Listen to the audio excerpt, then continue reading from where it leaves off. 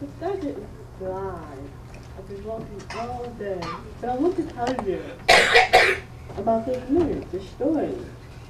Haven't you heard? You mean you haven't seen? You guys want to know the story? I have to tell you. I have to tell you because the day of the Lord is coming. Are you ready? The story of Noah. You heard about Noah, right? On his boat that he built. Took him 120 years, by the way. Every nail that he hammered. Why did he do that? Because God told him to. God told him to build a boat for him. He would bring the water and cover the world with water. Even the highest mountain would be covered. Can you imagine how much water that is? It's amazing. So Noah heard God's command and obeyed. He spent years building that boat. But imagine the people around him laughed at him. Why are you building this boat, Noah? Where's the water? Water is all the way out, miles and miles and miles from where you are. You're going to tug that boat to the water? That boat was the biggest that had been built in that time. And Noah would have had to set it on logs to get it to the water. But he said, God told me you will bring water. But the people laughed at him.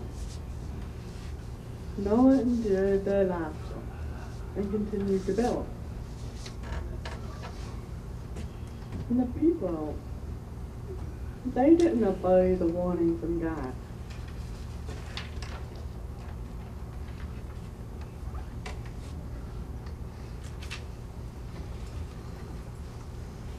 When we look at that, and we see in Matthew chapter 24, verse 37 to 39, when the Son of Man comes, Jesus, when he comes, it will be the same thing as that happened during Noah's time.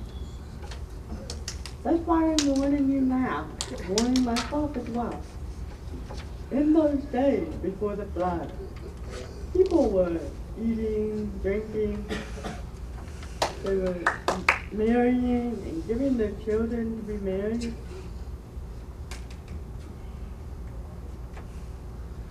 The people were still doing those things until the day that Noah entered the boat.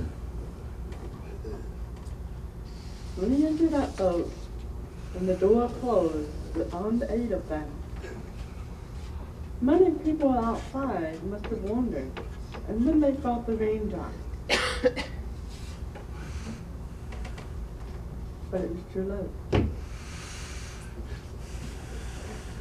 You can imagine they ran through the boat. They realized what was happening and wanted to get on the boat. Noah heard their cries, but he had to ignore them. How many years have they been warned? 120. 120 years of warning. And yet today, we can be like Noah's story.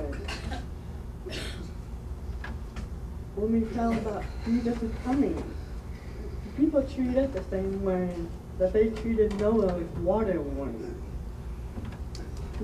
Noah built by faith, and we do the same way. We build by faith as well. And we tell people that Jesus is coming soon, and they ignore our warning.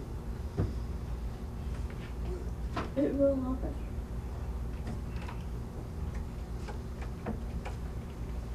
In Hebrews chapter 11, verse 7, Noah was warned by God about things that Noah could not yet see.